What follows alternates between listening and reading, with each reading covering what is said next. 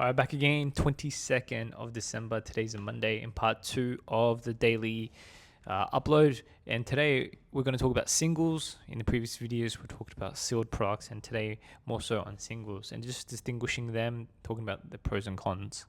So singles are really related to two things, either raw, ungraded, or either slabbed and protected, right? So this is graded. So raw can be just ripping out of a pack and finding the specific card that you desire, and graded is a form of actually having it gone through a grading process through a third party, and we'll get into that a little bit more later. Types of singles. Now we want to focus on things like the chase cards, which are the main cards that's the most desirable in the set. Number 2, special promos that are exclusively given during events. And also 3 are trophy cards, which are only accessible during tournaments. And 4 vintage cards that date back from the 1999 era and beyond. Think first editions, fossils, jungle, etc.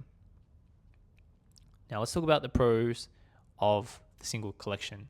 And number 1 is the fact that it's easier to store in a case. You can store more of it, and it's protected from things like weather, light, etc. Number 2, it typically has a long-term appeal with those cards if you've chosen correctly, that these long-term appeals in cards are well established. If you think of like the Magikarp or the Bubble Mew, it is pretty much well established as the Scarlet and Violet main card. Okay. Number 3, it has an upside if you do spot the card early, because organically it has grown to become a most loved and popular set, that if you do have the ability to have a good eye or time the market really well to be able to buy it at its lowest price, it has the biggest and potential upside. Now, let's talk about some of the risks now. The condition. And most cards nowadays, as we get into Scarlet and Violet, it was a very difficult process to get a perfect condition type of card. And that's why there's there's more high value placed on like the Magikarp or the Bubble Mew, because the PSA 10 is very hard. And PSA gradings, which I'll get into in the next videos, but the condition matters, and not all cards you can't expect to come as a PSA 10. Even the brand new pack fresh, there's still likelihood of it getting an 8 or 9 for that matter. And I think in Scarlet and Violet, we're shown to have about a 20 to 30% gem mint PSA 10 specifically. Number 2 point of the risk is the market is more volatile.